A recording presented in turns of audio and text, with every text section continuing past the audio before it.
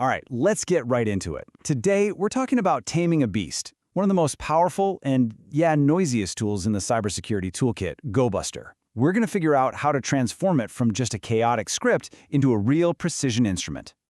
I mean, if you've ever run Gobuster, this has got to feel familiar, right? The very first time you let that thing rip, your screen just explodes. It's exactly what the source material calls digital confetti.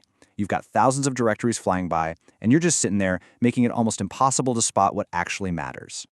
But here's the thing, there is a much better way. The whole point of this explainer is to give you a focused, professional methodology. We're going to learn how to find that signal buried in all that noise, because trust me, scanning smarter is always going to be just scanning louder. So here's our roadmap. First, we'll define that chaos problem, that feeling of being totally overwhelmed. Then, we'll dive into what it means to scan like a pro, which, you'll see, is all about preparation. After that, we get super practical and look at 9 specific, high-value folders you're likely to see out there. Then, we'll learn how to actually interpret the results, so we're not just staring at a wall of text. And finally, we'll tie it all together and build a repeatable attack playbook you can use immediately. Okay, let's kick things off with Section 1, the Gobuster's chaos problem. This is all about making that shift from that screen full of digital confetti to getting clean, focused, and, most importantly, actionable results. You know, what's really key here is the mindset shift. The source material tells this great story about a junior tester who just runs 4 different brute forces at once. What happens? He gets himself locked out by a firewall and just creates a huge mess. A professional, though, they run one single focused scan and come back with curated findings that actually tell a story. And that's exactly our goal. Which brings us to Section 2. Let's talk about scanning like a pro. And it all starts with what might seem like the boring stuff, but it's the absolute essential foundation. It's all the work you do before you even type a single command. Before any scan, you have to run through this checklist. Is the target yours? Do you have written permission? Is it totally isolated from real live production data? These questions, they're not just bureaucracy. This is what separates a professional test from a really reckless one. Answering yes to all 6 of these, that's your green light. Anything else is a hard stop. All right, foundation is set. Now for the fun part. In Section 3, the 9 folders that actually matter. Think of this as a guided tour of 3 classic, intentionally vulnerable lab environments so we can see what high-value targets look like in the real world. First up, Kioptrix. This is your classic old-school web server. A Gobuster scan here is going to turn up gems like these 3, /php myadmin, a super common database interface and a prime target for weak credentials. You've got /admin, a potential login panel that could give you the keys to the kingdom. And my personal favorite, /test, a folder that's almost always full of forgotten, leaky scripts that were never meant to see the light of day. Finding just one of these completely changes your whole attack. Next, we have the Damn Vulnerable Web Application, or DVWA. I mean, the name says it all. It's built for practice. Gobuster is perfect for mapping its structure. You'll find the main /DVWA/directory, which is your jumping off point. You'll find the specific /DVWA/login.php page, which is perfect for testing things like authentication bypasses, and you'll often find leftover config or backup files, which might just contain juicy stuff like database credentials. And finally, there's Metasploitable. This machine is just a buffet of vulnerabilities, basically begging to be broken into. Gobuster will point you straight to apps like /mutility and /twicky, which have well-known documented exploits perfect for practice. And look, there's /phpMyAdmin again.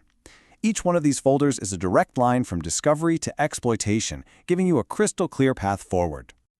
You know, the source shares this really powerful story of a mentor asking a junior tester this exact question. After a scan turned up hundreds of paths, this one simple question just reframed everything. See, the value isn't in finding 300 folders, it's in identifying the 3 you can actually use to move the attack forward. And that leads us perfectly into Section 4, finding the signal in the noise. Because it's one thing to find folders, it's a completely different skill to interpret the results like an expert. So let's break down what these results actually mean by looking at the HTTP status codes. If you see a 200 or a 301, that means, hey, content here. Your next step is to pop it open in a browser and see what it is. A 403 forbidden? You've hit a wall. You should note it, but respect that boundary. Trying to force your way past it might just get you blocked. And then there's the 500 server error. Now, in a real engagement, that's a big red flag. But in a lab, it can be a very, very interesting lead, hinting at an unstable app that might just be exploitable. As all those results are scrolling by, you need to be mentally sorting them into these 3 buckets. Bucket 1 is for the high-value stuff, the admin panels, the backups. Bucket 2 is for context, things like documentation that tell you about the technology being used. And everything else, all the static images and generic pages, that goes into the noise bucket. You want to focus all your energy on bucket 1. Okay, time to bring it all home in our final section, building your attack playbook. This is how we turn a one-off scan into a repeatable, professional skill that you can rely on every single time. And this right here, this is a beautiful illustration of a professional workflow. First, you confirm your scope. Then you do your basic recon. Then you run your one-tuned Gobuster scan.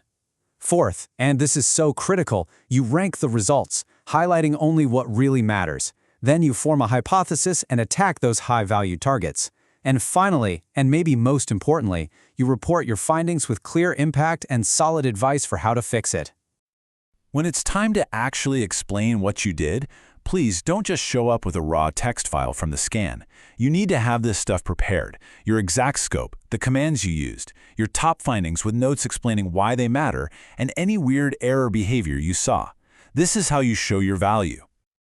So really, what have we done here? We've created a transformation.